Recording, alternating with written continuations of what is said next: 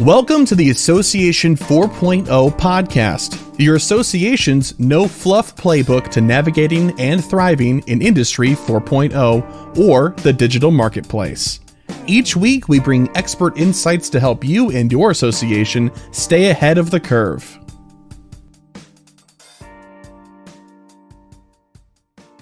Hey, everybody. Thanks for tuning in today. I am Amy Williams, a senior consultant with orgSource. I've got about 25 years in marketing communications and work with clients to strengthen their revenue, grow their membership bases, build their content strategy, all that fun stuff. And today I have with me Jane Pearson. Jane, why don't you introduce yourself? Hi, I'm Jane Pearson. I'm Vice President of Marketing and Communication Services for orgSource. I have been in the association world for going on 18 years now. And before that, I worked for a startup in Silicon Valley for 4 years. At orgSource, I help our clients with content strategy, user experience, and general marketing and branding. So thanks. Amy and I are going to talk today for the Association 4.0 podcast about various items and areas of marketing that we think people should be focusing on right now. So Amy, what are some of the insights and trends you've picked up this year? I think there are, 4 probably big ones that marketers really need to be mindful of. We're facing an inflation, which means organizations are going to be looking to tighten up the budget. And I think quantifying the marketing efforts, making sure that they're feeding the top of the funnel and demonstrating how they're helping with conversion is going to be huge. And I think those who do it well are going to be really successful. Along with that, I think marketers need to give thought to how they're using their budget. I think anytime that there is a financial constraint, we need to reevaluate and reassess how we're spending our money. And, the days of printing, while it's not behind us, it's certainly something that is being cut back on. And I think for those who are using digital, really thinking differently about how they can use digital in new ways. So, for example, if they've got their annual conference and they really want to make sure that they're getting in front of attendees, using display ads on social platforms at the convention hall and maybe at the host hotels, so that way their message is getting across to their target audience in a timely manner and helping to, whether that's drive traffic to a particular session or a particular booth. Really being mindful of how the marketing dollars are being spent. Outside of that, I think paying attention to content strategy and how the content strategy aligns to the customer journey, and doing some content mapping based on search intent is going to be really advantageous, because I think that the more marketing can demonstrate how they're helping to move people through that customer journey and build loyalty among customers or members is going to be really important. How about you, Jane? What are you seeing? I just wanted to jump on that loyalty idea that you just brought up. I mean, I think just coming out of the pandemic, people are craving connection in any way they can get it, but it has to be meaningful. And I think that's a place that associations can really factor in a way that social media and some of those other digital experiences cannot, because it is a body of like-minded colleagues who you can see in person. I think people are looking for more in-person events, and marketers should be considering that. The cost of putting on an event, sure, there's a cost, but I think the marketers in the room can make a really strong argument for what's the long-term investment that we're going to get out of those connections that we make in those in-person meetings. I agree also about really looking at your digital strategy in terms of your MarTech stack, the stuff that we were doing, email, Google Ads, all that is all fabulous, but the data is showing that people are streaming video from their phones. So if you don't have good videos that people want to watch and can do really well from their phone, you're probably at a disadvantage. And we need to talk about Generation Z. I was recently in a presentation at Solutions Day where the speaker was from the Country Music Association, and they target members in high school, which, most associations, professional ones, we're post-college or at least college student members. But, things that they learned when they studied that younger group were things like they don't have bank accounts. They use Venmo, and chances are they will continue to use Venmo. As they get older, they don't see the need for having a bank account until they're really in a very different phase of their lives. So thinking about that, like who are your future members? I also think that things like marketing automation are becoming more and more important. Having a CMS, having your content management system for your website be able to do personalization. A lot of the newer ones do, but people aren't really using them. They're kind of wading in, kind of baby steps. But I think consumers have gotten really accustomed to having what they want and need served up to them, on a platter. Thank you, Netflix. Thank you, Amazon. So we have to keep up. We have, as association marketers, we need to be making strides in that direction, if not, just replacing our old CMS. So we have the ability to do that when we're ready. I agree. And I think it's important that people understand that things like dynamic content within emails allows teams to work more efficiently, right? Because you're not having to create quite as many iterations of an email. You're able to present content based on the audience dynamically, which, in a day and age where we're all focused on that end user experience and wanting to make sure it's positive, just helps reinforce, we know who you are and we're giving you what you want and what you need from us. I couldn't agree more. I'm seeing, a lot of the clients that we work with, we're seeing really understaffed marketing departments.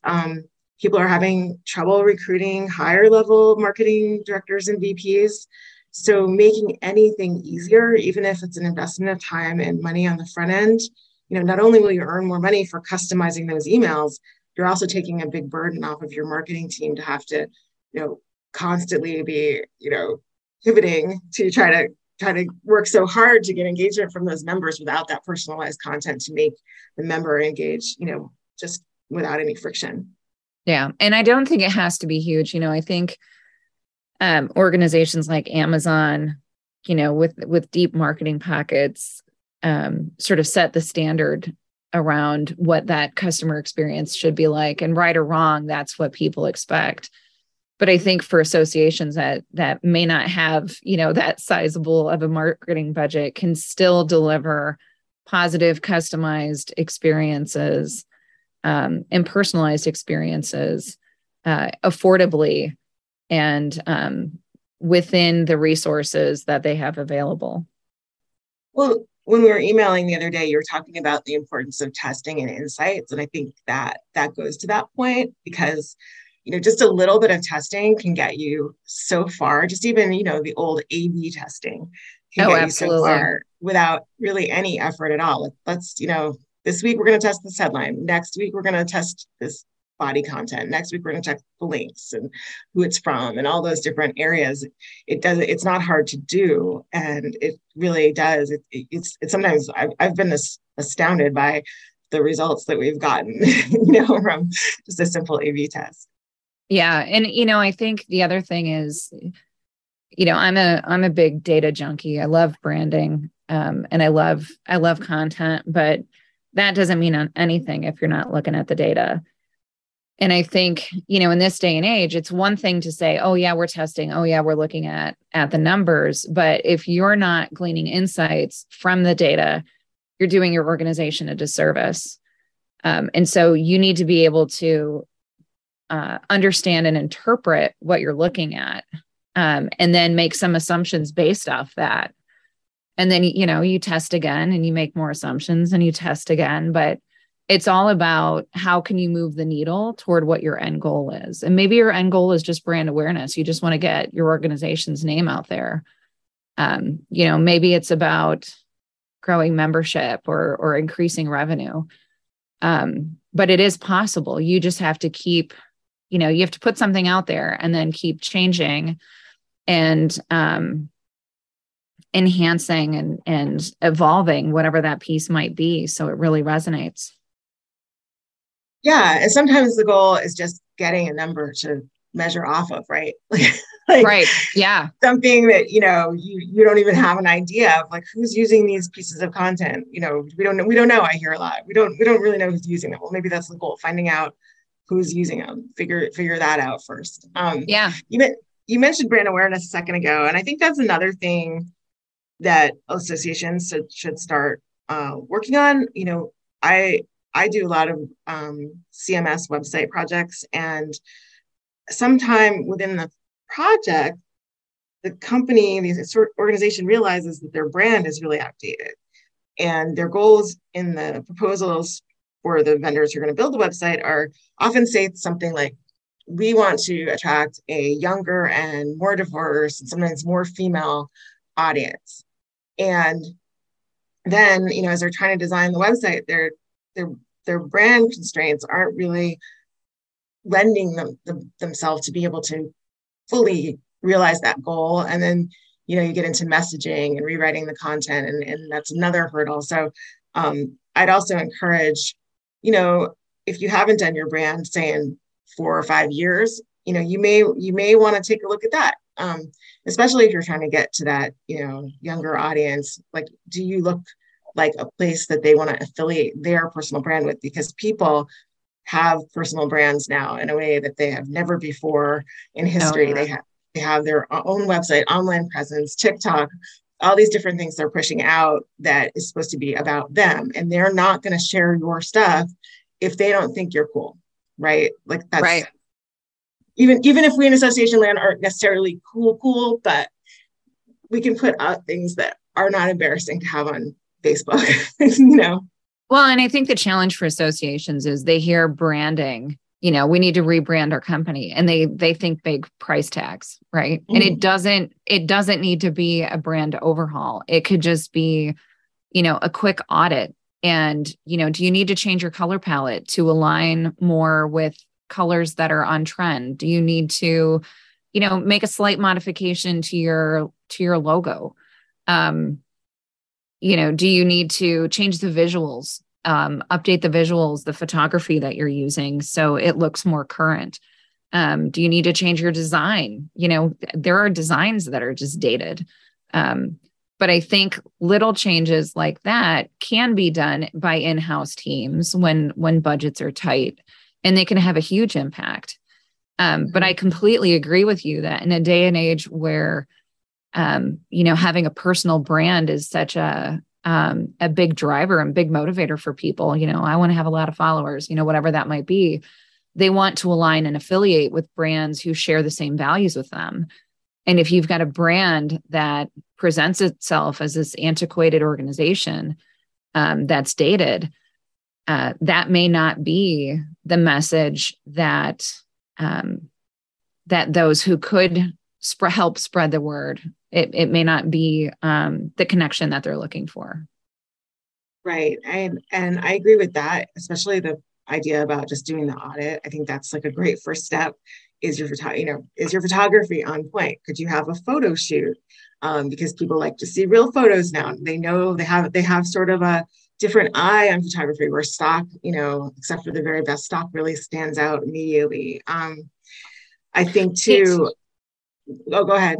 I was just going to say, even in situations like that, it could be, if you've just had your annual conference, if you encourage your attendees to tag your organization and you go through those photos and you see some photos that you like, just cropping a photo creatively can really, enhance. While I'm thinking of it, one thing, I'm going to continue to cut you off just for 1 second. I'm sorry.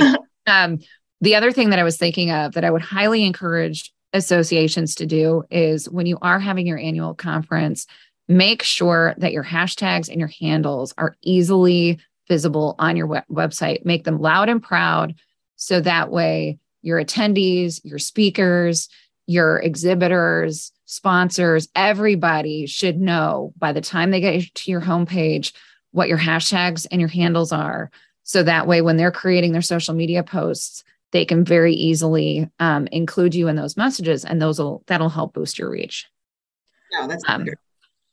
Sorry about that. I've been to a lot of event websites lately, and I'm like, where are your social handles? What hashtags are you using? Right. That's my 2 cents. We have to help ourselves. And also, another thing with the palette is your palette may not work as well on the web on the phone.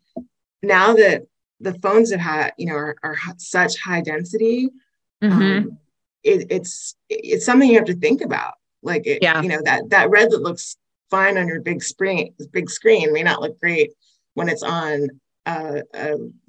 mobile screen. So just going on design there for a second. What do you think that marketers need to be sort of monitoring over the side? I'll throw that over to you, and then I'll answer my own question, give you a chance to think.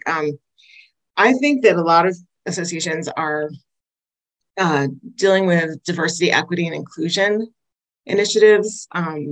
They're on a lot of sort of strategic priorities, board lists. And I think that needs to just be more of it's not just a statement on your About Us page. It has to be infused throughout your organization. It needs to be infused in your marketing. It needs to be infused in your marketing targets. Agreed. Audience. There are a lot of groups out there online on LinkedIn and Facebook for, sort of subsets of the professions that associations serve. Are you looking at those people? Are you, if you're in charge of programming or, assisting with locating people for an engagement, are you reaching out to those people? It can't just be what does your hiring page look like? That's part of your brand too. What is on that we have jobs open page that really puts forth that you're diverse, not just some statement like legalese about how you are inclusive. It's, there should be photos to represent that, and, proof points. And if you don't have those proof points, how are you going to get there? So I agree. That's my answer. I agree. I think I would take it a step further and say they also need to look at their volunteer opportunities and their volunteer structure.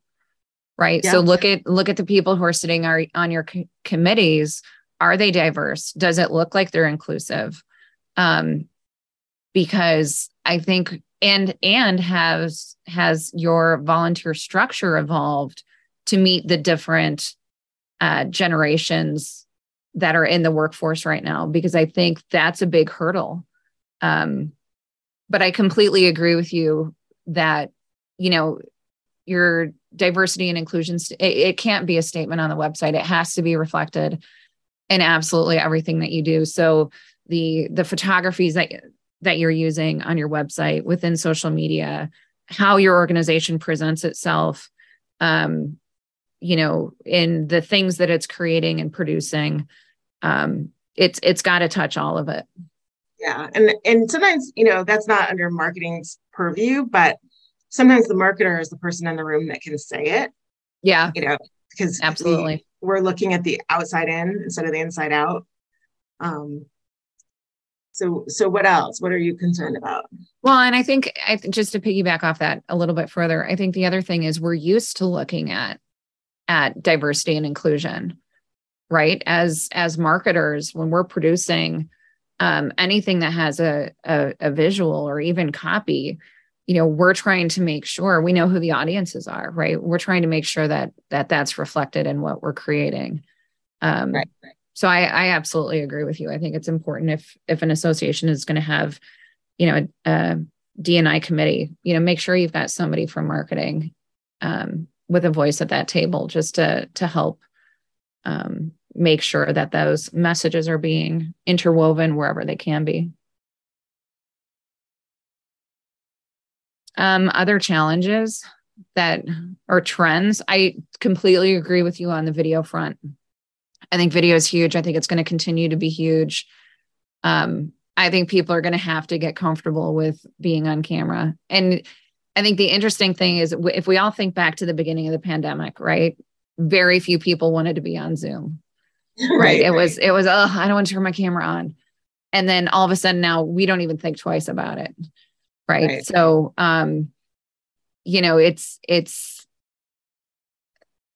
it's not new. The people who are out there who are doing video, they're doing it well. I think there used to be a time when people heard video and thought, oh, it has to be really polished and very corporate and all that. And it's changed. It was a huge project for any marketing department. You had to budget for it a year in advance. You had to, show it to everybody on the executive team in multiple iterations. And now we're emailing our volunteers and saying, hey, can you take a selfie video of yourself when you're, speaking at that event in Kansas City? It's perfectly acceptable just to, put a little bit on the front, a little bit on the back of graphics, and that's fine.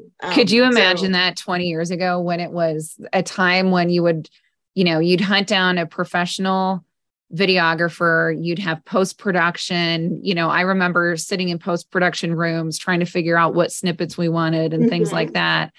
And now you can have people recording a video themselves and sharing it through, all the social media platforms.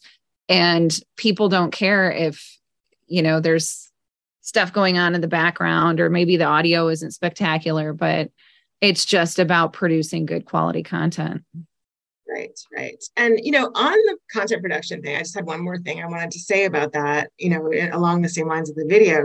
We have wonderful tools now, like I'm not here to promote Canva, but I really like that as a tool, but there are bunches of them out there where you can almost become not your own graphic designer exactly, but your designers can build things that you can use to create efficiencies. So if you have to market, say, a chapter event, you can have your little chapter event template that your designers made for you, but you're going to change the color because it's a different one than New York or whatever. And you can put in the date and the time and, push it out to the volunteers for review, and do that all, in such a short amount of time. And I think in general, people need to be using more templates. I feel like a lot of the time, things come into marketing kind of last minute. We all know, that happens with different things, but to the extent that you're like, oh, it's an event, we have a template for that. Or, oh, it's, this new book that we're publishing. Great. We have a template for that. And, you're exactly, you've got your email series for that type of project laid out. I know it feels hard to do it like all at once, but I'd say the next time you do it, just take 20 minutes after you've done it and create it, templatize what you've done and put it in, wherever you keep your stuff on Teams or wherever it is. And then the next time it comes up, you have something to kind of dust off. I think we do that a lot with like marketing and promotion and calendars, but not with the actual deliverables in terms of design and the structure of the email and things like that. Yeah. So you mentioned some tools, so I'm going to jump in with some of my own, because I think, in a day you mentioned that marketing teams are, might be feeling the pressure of trying to get more done with less. But I think it's a matter of using the tools that are available to you today, right? So if you're recording a webinar, there are platforms out there that will transcribe the audio for you. Now, granted, you have to go through and do the editing, but at least it takes it from audio to text. And then, you've got tools like Grammarly that if you're not a strong writer, Grammarly can help you improve your writing. And it doesn't have to be Grammarly. I'm not trying to plug anybody. But the point being that there are digital tools out there that can help us perform our jobs more effectively and more efficiently. It's just a matter of knowing what's available and aligning that to what we're trying to accomplish. Absolutely. And there's new tools. I mean, I was at Solutions Day a couple of weeks ago, and I ran into someone who had a tool that takes your first email and turns it into social posts. So you don't have to do the social post. It pulls out various pieces of your email and you just review it. It's all artificial intelligence. And I was kind of feeling like, where have you been all my life? Like, yeah, absolutely. You know, how much time have I spent working on social posts? So yeah, there is so much out there. So I guess that's another piece of advice is, you know, do keep your ear to the ground. You know, maybe you don't go to those webinars, but you can always sign up for the webinars to be able to get the materials after and look through the slides. And if you think it's something you want, then you can listen to the webinar. But it just gives you that a little bit more of information that you can use to either budget for something or make a case for something, and help you do your job better. So yeah, the ability to repurpose content is huge, and being able to spot those opportunities, I think, really helps teams work smarter, not harder. Right. And marketing teams work pretty hard. So that's for sure. Well, Jane, it's been great talking to you. Thanks so much for contributing your thoughts. This has been a fun discussion. Yeah. And thanks to everybody for tuning in. Yeah. Thanks, everyone. Bye-bye. We hope you enjoyed this episode and discovered tips and information that will add value to your leadership style and your association. orgSource specializes in positioning teams for success with solutions for technology, strategy, and marketing. Please contact us at info@orgsource.com or visit www.orgsource.com to find out how to keep your organization on track to Association 4.0.